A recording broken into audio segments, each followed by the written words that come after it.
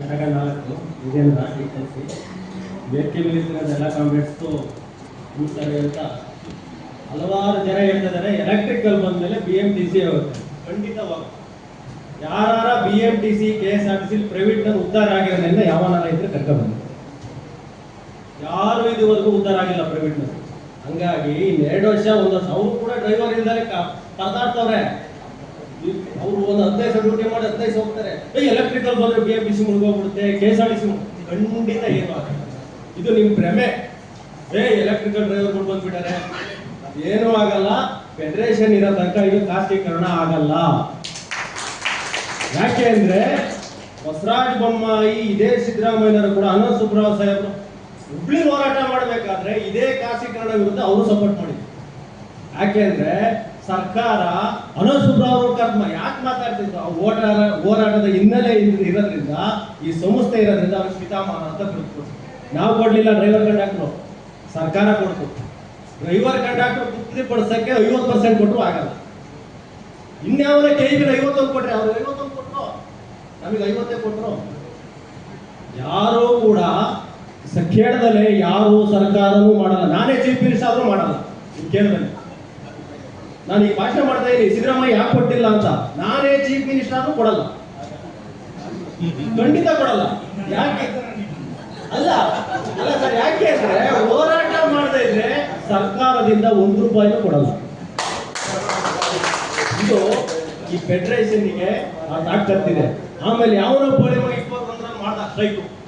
ಯಾಕೆ ಯಾವಾಗ ನಮ್ಮವರಿಗೆಲ್ಲ ಲೀಡರ್ಶಿಪ್ ಕೊಟ್ಬಿಡ, ಯಾರು ಲೀಡರ್ ಇಲ್ಲ, ಯಾರು ಸುಬ್ರಹ್ಮಣ್ಯ, ಯಾಕೆ KSRTC ಸ್ಟಾಫ್ ವರ್ಕರ್ಸ್ ಇಲ್ಲ, ನಿಮಗೆ ನೀವೇ ಲೀಡ್ರು. ಇಲ್ಲಿ ಯಾರು ಲೀಡರ್ ಇಲ್ಲ. 4 ಗೋಡೆ ಮಧ್ಯೆ ಯಾವುದನ್ನು ಕೂಡ ವೇತನ ಮಾಡಂಗಿಲ್ಲ. ನಾವು ಬೀದಿಲಿ ಮಾಡ್ತೀವಿ ಅಂತ 3000 ಜನ ಬೀದಿಲೇ ಮಾಡಿರ್ತಾರೆ. 3000, ಅದರಲ್ಲೂ ಕೂಡ ನಾನು ಒಬ್ಬ. ಈಗ ಕೋರ್ಟ್ ಕೇಸ್ ಇದೆ ನೋಡಿ, 13 ಸಂಘಟನೆ ಇದೆ ಅಂತ ಎಲ್ಲಾ ಕಾರ್ಮಿಕರು ಹೇಳ್ತಿದ್ದಾರೆ. ಚಂದ್ರಶೇಖರ್ ಅಂತ ಒಬ್ರು DC ಕೋರ್ಟ್ ಅಲ್ಲಿ ಹೇಳಿದ್ದಾರೆ. ಯಾಕಂದ್ರೆ ತುಮಕೂರಲ್ಲಿ ಒಂದು ಹಗರಣ ಆಯ್ತು, ಅವರು DC ಕೋರ್ಟ್ ಅಲ್ಲಿ ಹೇಳಿದ್ದಾರೆ. ನಂದೇ ಆರ್ಗ್ಯುಮೆಂಟ್, ನಂದೇ ಕೇಸಲ್ಲಿ ಅವರು ಜಡ್ಜ್ ಕೇಳಿದ್ರು, ನಿಮ್ಮ ಸಂಸ್ಥೆಯಲ್ಲಿ ಎಷ್ಟು ಸಂಘಟನೆಗಳಿದ್ದಾವೆ? ಅವ್ರು ಹೇಳಿದ್ರು ಒಂದೇ ಸಂಘಟನೆ ಇರೋದು ಅಂತ. ಅದು ದಾಖಲೆ ಮಾಡ್ಕೊಂಡ್ರು ಜಡ್ಜ್. ನಮ್ಮ KSRTC ಇರೋದು ಒಂದೇ ಸಂಘಟನೆ, ಅದು KSRTC ಸ್ಟಾಫ್ ಅಂಡ್ ವರ್ಕರ್. ಇದು DC ಹೇಳಿದ್ದು. 4 ಜನ DCಗಳು ಹೇಳಿದ್ರು, ಅದನ್ನ ಜಡ್ಜು ಮೆನ್ಷನ್ ಮಾಡಿದ್ದಾರೆ ತೀರ್ಪು ಕೊಟ್ಟಾಗ. 13 ಸಂಘಟನೆ. ನಾನು ಒಂದು ಸಂಘಟನೆ ಮಾಡ್ಬೋದ್ರಿ, ನಾಳೆ 10 ಜನ ಕಟ್ಕೊಂಡು ಹೋದ್ರೆ ನಾನು ಸಂಘಟನೆ ಮಾಡ್ಬೋದು. ರೆಕಗ್ನೈಸ್ ಬೇರೆ, ರಿಜಿಸ್ಟ್ರೇಟ್ ಬೇರೆ. ನಮ್ದು ರೆಕಗ್ನೈಸ್. ನಮ್ಮಲ್ಲಿ ಸ್ಟ್ರೈಕ್ ಕರೆ ಕೊಟ್ಟರೆ ಡಿಸ್ಮಿಸ್ ಮಾಡಕ್ ಆಗಲ್ಲ ಅವರು. ಆದ್ರೆ 21 ಕರೆ ಕೊಟ್ಟಿದ್ದು ಸಂಘಟನೆ. ಅದು ನಿಮಗೆ ನೀವೇ ಲೀಡರ್ ಆಗಿರೋದು. ಇಲ್ಲಿ ಯಾರು ಲೀಡರ್ ನಾಯಕತ್ವ ಇಲ್ಲ. ಅವನು ಹೋರಾಟ ಮಾಡಿ ಮಾರಾಟ ಆಗ್ಬಿಟ್ಟ. ಹೋರಾಟ ಆಗಿದ್ದಾನೆ, ನಿಮ್ಗೆ ಎಷ್ಟೋ ಜನ ಗೊತ್ತಿಲ್ಲ, ಅವ್ನು ಮಾರಾಟ ಆಗಿದ್ದಾನೆ. ನಾವು ಏನಾರ ಒಂದು ಕರೆ ಕೊಟ್ರೆ, ಸಮಾವೇಶನೋ ಇಲ್ಲ ಜಂಟಿ ಶ್ರೀಮಂತ ಏನಾರು ಕೊಟ್ರೆ ಅವಾಗ ಎದ್ಬಿಡ್ತಾನೆ ಅವ್ನು ಮೇಕೆ. ಅಲ್ಲಿ ತನಕ ಮಲಿಕೊಂಡಿರ್ತಾನೆ ಅವ್ನು. ನೋಡಿಬೇಕ್ರಿ ನೀವು, ಅದನ್ನು ಟ್ರೈ ಮಾಡಿ. ಸರ್ ಚಂದ್ರ ಹಂಗೆ ಹೇಳ್ತೇನೆ, ಯಾರು 50 ಸಂಘಟನೆ ಹೇಳ್ರಿ, KSRTC ಸ್ಟಾಫ್ ಅಂಡ್ ವರ್ಕರ್ಸ್ ಏನು ಹೇಳುತ್ತೆ ಅದನ್ನು ಕೇಳಿ. ನೀವು 50 ಸಂಘಟನೆ ಕಟ್ಟಿ ನಿಮಗೆ ನಾಬೇಕಾಗೋದು ಯಾವ್ಯಾವ ಏನಾರ ಹೇಳಿಕೆ ಕೊಡ್ಲಿ. ಈಗ ಪಂಚಾಯತ್ ಹೇಳಿಕೆ ಕೊಡ್ತಾರೆ, ಅವ್ರು ಒಬ್ಬರನ್ನೇ ಕೇಳೋದವರು. ನಿಮ್ಮಂಗೆ ಹಲವಾರು ಜನದಲ್ಲೇ ಕೇಳಲ್ಲ. ಬೀದಿ ಹೋಗೋ ನಾಯಕರುಗಳನ್ನೆಲ್ಲ ಯಾರು ಕೇಳಲ್ಲ ಅವರು. ನೀವ್ಯಾಕೆ ಅವ್ನು ಜಗದೀಶ್ ಹಂಗೆ ಹೇಳ್ದ, ಚಂದ್ರ ಹಿಂಗೆ ಹೇಳ್ದ, ಸಿವಿಟರ್ ಹಿಂಗೆ ಹೇಳಿದ್ರು, ಯಾರು ಏನಾರ ಹೇಳ್ರಿ. ಜಂಟಿ ಸೀಮೆಯರು KSRTC ಸ್ಟಾಫ್ ಅಂಡ್ ವರ್ಕರ್ಸ್ ಏನು ಹೇಳುತ್ತೆ ಅದನ್ನ ಕೇಳ್ರಪ್ಪ ಅಂದ್ರೆ ದಾರಿ ಹೋಗೋರ್ನೆಲ್ಲ ಕೇಳ್ತಾರೆ ಇವರು. ಸರ್ ಎಲೆಕ್ಟ್ರಿಕಲ್ ಬಸ್ ಬಂತು, ನಮ್ದು ಏನಾಗ್ಬಿಡುತ್ತೆ ನೋಡಯ್ಯ, ಗಂಡಸ್ರಿಗಾರ ಫ್ರೀ ಕೊಡ್ಲಿ, ಹೆಂಗಸ್ರಿಗಾರ ಫ್ರೀ ಕೊಡ್ಲಿ, ನಿಮಗೇನು 5ನೇ ತಾರೀಕು ಪೇಮೆಂಟ್ ಬಂತಾ ಅದನ್ನ ನೋಡಿ. ಸರ್ ಹೆಂಗಸ್ರಿಗೆ ಫ್ರೀ ಕೊಟ್ಟರು, ನಿನಗೆ ಯಾಕೆ ಟೆನ್ಷನ್? ಅದನ್ನು ಸರ್ಕಾರ ಚಿಂತೆ ಮಾಡುತ್ತೆ, ಸರ್ಕಾರ ನೋಡುತ್ತೆ ಅದನ್ನ. ನಿನಗೇನೋ ಕಂಡಕ್ಟರ್ ಕೊಟ್ಟಿರೋದು ಕಂಡಕ್ಟರ್ ಮಾಡಿ, ಡ್ರೈವರ್ ಕೊಟ್ಟರೆ ಡ್ರೈವರ್ ಮಾಡಿ, ಮೆಕ್ಯಾನಿಕ್ ಕೊಟ್ಟರೆ ಮೆಕ್ಯಾನಿಕ್ ಮಾಡಿ. ಸಮಸ್ಯೆ ಇದೆ ಫೆಡರೇಷನ್ಗೆ ಕಂಪ್ಲೇಂಟ್ ಮಾಡಿ. ಅದ್ಬಿಟ್ರು ಸರ್ ಸಿದ್ದರಾಮಯ್ಯ ಹಂಗೆ ಮಾಡಿದ್ರು, ನಾನಿದ್ರು ಅದೇ ಮಾಡೋದು. ನಾನಿದ್ರು ಕೂಡ ಅವ್ರು ಓಟ್ ರಾಜಕಾರಣ ಅವ್ರು ಮಾಡ್ತಾರೆ, ಅವ್ರಿಗೆ ಬೇಕು ಮಾಡ್ತಾರೆ. ನಿಮಗೇನೋ ಸಂಬಳ ಬೇಕಷ್ಟೇ. ಸಂಬಳಕ್ಕೆ ಫೆಡರೇಷನ್ಗೆ ಅದನ್ನೇ ಹೇಳಿದ್ದು, ಈ ಫೆಡರೇಷನ್ಗೆ ತಾಕತ್ತಿದೆ ಅಂತ ಹೇಳ್ತಿರಲ್ಲ. 13 ಸಂಘಟನೆ ಮಾಡ್ಕೊಂಡು ಚುನಾವಣೆ ಬೇಕು, ಚುನಾವಣೆ ಬೇಕು ಸಾಹೇಬ್ ಹೇಳಿದ್ರು. ಚುನಾವಣೆ ಹೆಂಗ್ ನಡೆಯುತ್ತೆ ಅಂತ 1,25,000ದಲ್ಲಿ 1,24,000 ಜನ ಗೊತ್ತಿಲ್ಲ ಇವತ್ತು. ಚುನಾವಣೆ ಹೆಂಗ್ ಮಾಡ್ತಾರೆ ಟ್ರೇಡ್ ಯೂನಿಯನ್ ಯಾರಿಗೆ ಗೊತ್ತು? ಚುನಾವಣೆ ಮಾಡಿ ಸರ್, ಎಲ್ಲ ಸರಿ ಆಗ್ಬಿಡುತ್ತೆ. ಚುನಾವಣೆ ಮಾಡಿ ಹೆಂಗ್ ಸರಿ ಆಗುತ್ತೆ? ಹೇಳಿ, ಯಾರು ಕೇಳಿ ಚುನಾವಣೆ ಹೆಂಗೆ ಹಿಡಿಯುತ್ತೆ ಅಂತ ಯಾವ ಕಾರ್ಮಿಕರಿಗೂ ಗೊತ್ತಿಲ್ಲ. ಒಟ್ಟು ಚುನಾವಣೆ ಮಾಡಿ ಸರ್, 25 ವರ್ಷ ಆಯ್ತು ಸರ್ ಚುನಾವಣೆ ಮಾಡಿಸಿದ್ದು ಫೆಡರೇಷನ್. ಮುಂದೆ ಚುನಾವಣೆ ಮಾಡಿಸೋ ತಾಕತ್ತಿರೋದು ಈ ಫೆಡರೇಷನ್. ಈ 1,25,000 ಜನರಲ್ಲಿ ಫೆಡರೇಷನ್ ಬಿಟ್ಟು ಯಾವನಾರು ಒಬ್ಬ ಚುನಾವಣೆ ಮಾಡಲಿ ಅಂತ ಕುತ್ಕೊಳ್ಳಿ ನೋಡೋಣ ತಾಕತ್ತಿದ್ದನು. ಕರ್ನಾಟಕದಲ್ಲಿ KSRTC ಯಾವನಾರ ಚುನಾವಣೆ ಮಾಡಿದ ಬಾಯಿ ಕೇಳ್ತವನೆ ಕೋಳಿ ಮಗ ಕೂಟದನ್ನು ಇನ್ನೆಲ್ಲರೂ ಕೇಳ್ತಾರೆ, ಯಾರೋ ಬಂದು ಉಪವಾಸ ಕೂತ್ಕೊಂಡ್ರಿ, ಚುನಾವಣೆ ಮ್ಯಾನೇಜ್ಮೆಂಟ್ ಯಾವ ಕಾರಣಕ್ಕೂ ಮಾಡಲ್ಲ, ನಾನೇನು ಡೀಲ್ ಮಾಡ್ತೀನ, ಬಲಿಷ್ಠ ಆಗ್ತೀನ ಅಂತ ಮಾಡಲ್ಲ. ಆದರೆ ಅದನ್ನ ಹೆಂಗ್ ಮಾಡಿಸ್ಬೇಕು? ಹೋರಾಟದ ಮುಖಾಂತರ ಮಾಡಿಸ್ಬೇಕು. ಜೈಲಿಗೆ ಹೋದ್ರು ರಣಸುಂದರಾವ್ ಸಾಹೇಬ್, ಅವ್ರ ಮನೆಗೆ ಹೋಗ್ಕೊಂಡವ್ರ ನಮಗೆ ಕೊಟ್ಟು. ನಾನು ಇವತ್ತು ಕಾರ್ಮಿಕರಿಗೆ ಕೇಳಿದೆ, ನಾವು 5% ಅಲ್ಲಿ ಹೇಳಿ ಬಿಡ್ತೀವಿ, ಎಲೆಕ್ಟ್ರಿಕಲ್ ಡ್ರೈವರ್ಗಳು ನಿಲ್ಸಕ್ಕೆ ತಯಾರಿದ್ದಾರೆ, ನಮ್ಮ ಡಿಪಾರ್ಟ್ಮೆಂಟಲ್ಲಿ ನಿಲ್ಸಕ್ಕೆ ತಯಾರಿಲ್ಲ. ಎಲೆಕ್ಟ್ರಿಕಲ್ ಡಿಪಾರ್ಟ್ಮೆಂಟ್ ನಿಲ್ಲಿಸ್ತಾರೆ ಡ್ರೈವರ್ಗಳು, ಅವ್ರಿಗೆ ಸದ ಒಂದು 2-3 ದಿವಸ ರಜೆ ಸಿಕ್ಕಿ ಸಾಕು ಅಂತಾರೆ. ನಮ್ಮ ರಂಗಲ್ಲ, ಯಾವತ್ತೂ ಡ್ಯೂಟಿ ಮಾಡ್ತಾ ಇದ್ದ ಅವತ್ತು ಬರ್ತಾನೆ ಡಿಪೋಗೆ ಬರ್ತಾನೆ. ಆಮೇಲೆ ಒಗ್ಗಟ್ಟಿಂದ ಅಂತಾರೆ ಬಿಡಿ. ಯಾಕೆ ಒಗ್ಗಟ್ಟಿಲ್ಲ ಅಂದ್ರೆ ವಿದ್ಯಾವಂತರು ಜಾಸ್ತಿ ಆದ್ರು. ಹಿಂದೆ ಎಪ್ಪೆಟ್ನರ್ ಇದ್ರು, ಫೆಡರೇಷನ್ ಗಟ್ಟಿ ಇತ್ತು. ಇಲ್ಲಿ ಕೂಗಿದ್ರೆ ಬಳ್ಳಾರಿ ಗಾಡಿ ನಿಂತ್ಕೊಳ್ಳೋರು, ಇಲ್ಲಿ ಮುಂದ್ಗಡೆ ಡ್ರೈವರ್ ಕಿತ್ತಾಡಿ ಕಂಡಕ್ಟರ್ ಬರಲ್ಲ ಈಗ. ಯಾಕೆಂದ್ರೆ ನಾವು ಡಿಗ್ರಿ ಮಾಡಿದ್ದೀವಿ, ನಮಗೆಲ್ಲ ಗೊತ್ತು. ಯಾಕೆ ಡಿಗ್ರಿ ಮಾಡಿದ್ರೆ 3,500 ಜನ ಡಿಸ್ಮಿಸ್ ಆದ್ರಿ? ಇಡೀ 3,500 ಜನ ಯಾಕೆ ಡಿಸ್ಮಿಸ್ ಆದ್ರಿ ಡಿಗ್ರಿ ಮಾಡಿದ್ರು? ಯಾಕೆಂದ್ರೆ ನಿಮಗೆ ನೀವೇ ಲೀಡರ್ ಅಲ್ಲ. ಅವ್ನು ಹೇಳ್ಬಿಟ್ಟಾನೆ, ಯಾರು ಲೀಡರ್ ಇಲ್ಲ, ನಿಮಗೆ ನೀವೇ ಲೀಡರ್. ಹಂಗೆ ಒಂದು ನಾಯಕತ್ವ ಬೇಕು ಅಂದ್ರೆ ಮಾರಾಟ ಆಗಬಾರ್ದು, ಹೋರಾಟ ಆಗಬೇಕು. KSRTC ಇವತ್ತು ಪಬ್ಲಿಕ್ ಸೆಕ್ಟರ್ ಉಳಿದಿದೆ ಅಂದ್ರೆ ಅದು ನಮ್ಮ ಪಿತಾಮಹ ರಣಸುಂದರಾವ್ ಸಾಹೇಬ್. ಅದು ನಮ್ಮ ಸರ್ಕಾರ ಈಗ ಹೇಳುತ್ತೆ. ಇವತ್ತು ಉಪವಾಸ ಕೂತ್ಕೊಂಡ್ರೆ, ಚಂದ್ರ ಉಪವಾಸ ಕೂತ್ಕೊಂಡ್ರೆ ಇಲ್ಲ, ನಾನು ಉಪವಾಸ ಕೂತ್ಕೊಂಡ್ರೆ ಯಾರು ಬರಲ್ಲ. ಯಾವ ಸರ್ಕಾರ ನೋಡುತ್ತೆ? ಆದರೆ ರಣಸುಂದರಾವ್ ಅವರು ಈ ಫೆಡರೇಷನ್ ಕೂತ್ಕೊಂಡ್ರೆ ಬರುತ್ತೆ. ಯಾಕೆ ಅಂದ್ರೆ ಕಮ್ಯುನಿಸ್ಟ್ ಪಾರ್ಟಿ ಆ ತಾಕತ್ತಿದೆ, ಕಮ್ಯುನಿಸ್ಟರಿಗೆ ಸಪೋರ್ಟ್ ಇದೆ. ಇವತ್ತು ನಾಳೆ ವಿಜಯಭಾಸ್ಕರ್ ನಮ್ಮ ಜ್ಯೋತಿ ಮೇಡಮ್ ಉಪವಾಸ ಕೂತ್ಕೊಂಡ್ರೆ ವಿರೋಧಪಕ್ಷ ಮಾತಾಡ್ತಾರೆ, ಒಬ್ಬ ಟ್ರೇಡ್ ಯೂನಿಯನ್ ಉಪವಾಸ ಕೂತಾರೆ, ಸಾರಿಗೆ ತೀರ್ಮಾನ ಮಾಡಿ ಅಂತಾರೆ. ಅದು ಎಷ್ಟು %? ಅದ ಸೆಕೆಂಡರಿ, ಅದು ಅವ್ರಿಗೆ ಬಿಟ್ಟು. 25 ಕೊಡ್ಬೇಕಾಯ್ತು, ಅದು ನನಗೂ ಇಲ್ಲ. ನನಗೆ 25 ಕೊಡೋದು ಕೇಳಕ್ಕೆ ಕೇಳಿದ್ರೆ ಫೆಡರೇಷನ್ಗಿದೆ, ನಾಯಕತ್ವ ಅವ್ರಿಗೆ ಕೊಟ್ಟಿದ್ದೀವಿ. ಅವ್ರು ಮಾತಾಡಿ, ನಾವು KEB ನೋಡಿ, ನೀವು ವಿಧಾನಸೌಧ ನೋಡಿ, ನೀವು ಪೋಸ್ಟ್ ಆಫೀಸ್ ನೋಡಿ, ಅವ್ರ ಮನೆ ಕಡೆಗೆ ನಮ್ಗೆ ಏನ್ರಿ, ನಮ್ಮ ತಟ್ಟದ ಊಟ ಮಾಡ್ರಯ್ಯ ಅಂದ್ರೆ ಪಕ್ಕದ ಮನೆ ಹೇಳ್ತಿರಲ್ಲ ನೋಡಬೇಕು. ನಿಮ್ದು ನಮ್ಮ ಮನೇಲಿ ಊಟ ಮಾಡ್ರಯ್ಯ ಫಸ್ಟು ಅಂದ್ರೆ.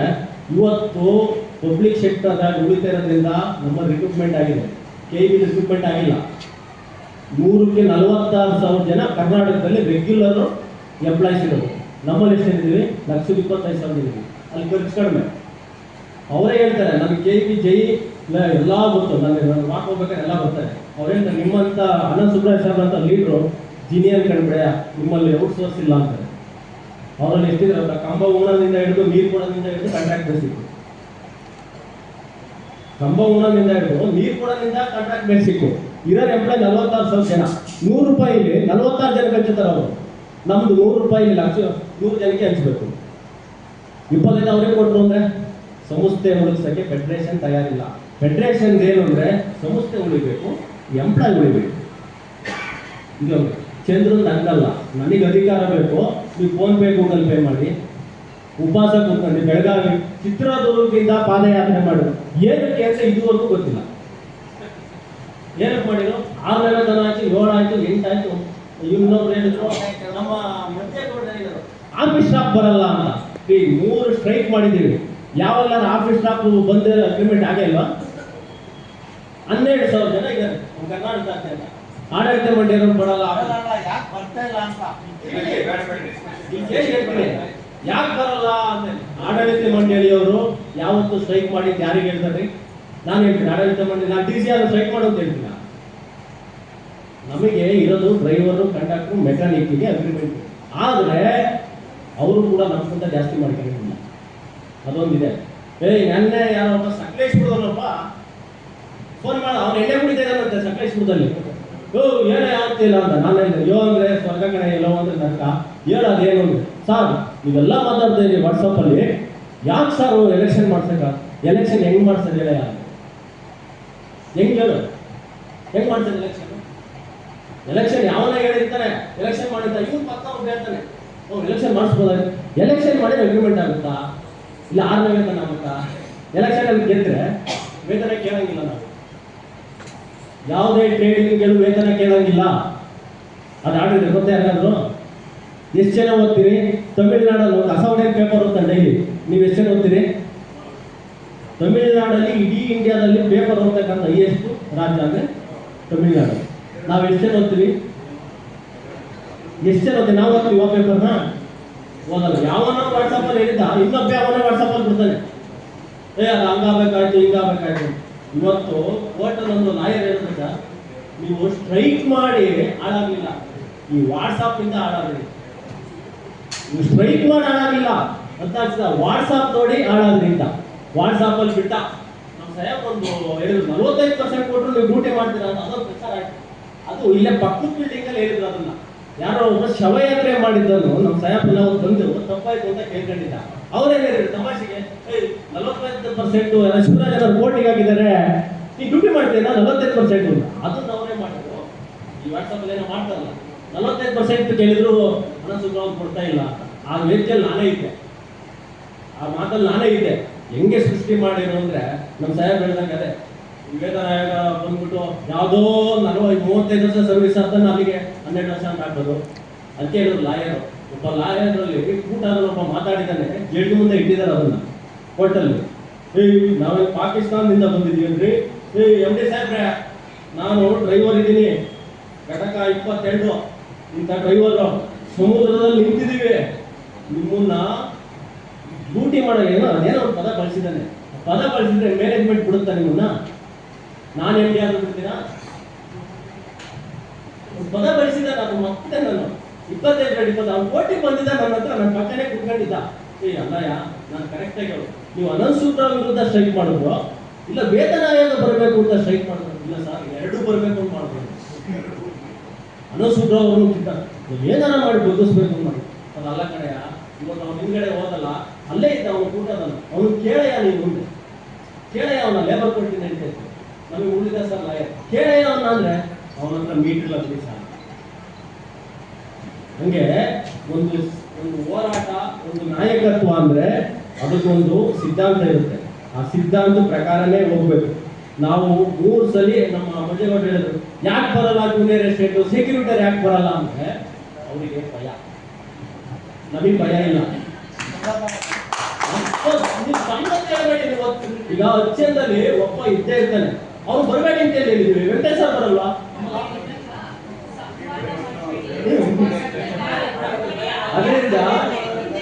ಅದರಿಂದ ದಯವಿಟ್ಟು ಏನಾದರೂ ಮಾತಾಡಿದ್ರೆ ಕ್ಷಮಿಸಿ.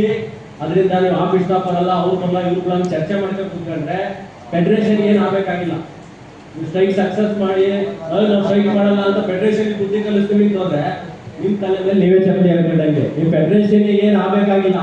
ಫೆಡರೇಷನ್ ಬೇರೆ ಹೋರಾಟಗಳು ಬೇಜಾರಿದ್ದಾವೆ, ಹಾಳಾಗ ನೀವೇನೆ ಕೊನೆಗೆ ಜೀತ ಪದ್ಧತಿ ಬರುತ್ತೆ. ಈಗ ಮುಂಚೆ ಡ್ಯೂಟಿ ಮಾಡಿದ್ರು ಮಾಡ್ಬೇಕು ನೀವು. ಆ ಒಂದು ಹೇಳಿಕೆ ಬೇಕು ಅಂದ್ರೆ ಸ್ಟ್ರೈಕ್ ಮಾಡ್ಬೇಕು. ಇಲ್ಲ ಅದನ್ನು ಕಿತ್ತಾಕ್ಬೇಕು, ನಾವು ಏನಾದ್ರು ಪಡ್ಕೋಬೇಕು ಅಂದ್ರೆ ಇದು ಜಂಟಿ ಸಮಿತಿ ಅಂತ ಹೇಳಿದೆ, KSR ಫೆಡರೇಷನ್, ಅದನ್ನೇ ಕೇಳಿ 150 ಗಂಟೆ 150 ಥರ ಮಾತಾಡ್ತಾರೆ. ನನಗೆ ಎಂಥದ್ದು ಮನೆ ಹೇಳಿದ್ದು ನಮ್ಮ ಜಗ್ಗಿ ಸರ್ ಅದೇನು ಅದನ್ನೆಲ್ಲ ಬಿಟ್ಬಿಡಿ. ಅದರಿಂದ 15ನೇ ತಾರೀಕು ದಯವಿಟ್ಟು ಎಲ್ಲ ಬಂದು ಸೇರ್ಕೊಳ್ಳಿ, ಹೋರಾಟ ಮಾಡಿ. ನಮ್ಮ ರಘು ಸರ್ ಹೇಳಿದಂಗೆ ಹಲವಾರು ಸಮಸ್ಯೆ ಇದೆ. ಯಾಕಂದ್ರೆ ಡಿಪೋದಲ್ಲಿ ಟೀಚರ್ ಅಂದ್ರೆ ಈಗಲೂ ಭಯ. ನಮಗೆಲ್ಲ ರಜೆ ಕೊಡ್ತಾರೆ, ನಿಮಗೆ ಕೊಡ್ತಾರೆ? ನಮಗೆಲ್ಲ ಮಿಷಿನ್ ಕರೆಕ್ಟಾಗಿ ಕೊಡ್ತಾರೆ, ವೇಬಿಲು ಕರೆಕ್ಟಾಗಿ ಕೊಡ್ತಾರೆ, ಬ್ಯಾಗು ಕರೆಕ್ಟಾಗಿ ಕೊಡ್ತಾರೆ. ಅವ್ನು ಬಂದ್ರೆ ತರಲೆ ಕಣೆ, ಅವನು ಅನಸುತ್ತ ಶಿಷ್ಯ ಅಂತ ಬ್ಯಾಗ್ ಕೊಟ್ಬಿಟ್ರೆ ಅಂತಾರೆ. ನಾವು ಆ ಮಟ್ಟಿಗೆ ಇಟ್ಕೊಂಡಿದ್ದೀವಿ. ನಾವು ಆ ಹೆಸರಿಗೆ ಭಯ ಇದೆ, ಆ ಮಟ್ಟಿಗೆ ನಾವು ಇಟ್ಕೊಂಡಿದ್ದೀವಿ. ಮೊನ್ನೆ ಮಿಷಿನ್ ಕೆಟ್ಟೋಯ್ತು, ನಾನೆಲ್ಲ DC ಬಂದಿದ್ದು ಹೋದೆ, ಏನೋ ಗಜೇಂದ್ರ ಬಂದ್ಯಾ ಅಂದ್ರು. ಮೇಡಮ್ ಆ ಮಿಷಿನ್ ಸಿಗ್ತಿಲ್ಲ ಅಂದ್ರೆ ನಿನಗೆ ಕೊಡಿಸ್ತೀನಿ ಬಾಯಿಲಿ ಅಂದ್ರು. ನಾನು ಹೋದೆ, ಇನ್ನು ಆಕ್ಷನ್ ಇದ್ರು, ಗಜೇಂದ್ರ ತಾಂಡಲ್ಲ ಅಂದ್ರೆ ಈಗ ಬಾ ಹೋಗ್ತೀನಿ ಮಿಷಿನ್ ಕೊಡ್ತೀನಿ. ಬರಲ್ಲ DC ಬಿಡಾಯ, ನಿನ್ನಾಡೆ ಮಾಡ ಬಿಡಾಯ. ಅದರಿಂದ ಈಗ ಮಾತಾಡಕ್ಕೆ ಅವಕಾಶ ಕೊಟ್ಟಂತೆ ಎಲ್ಲರಿಗೂ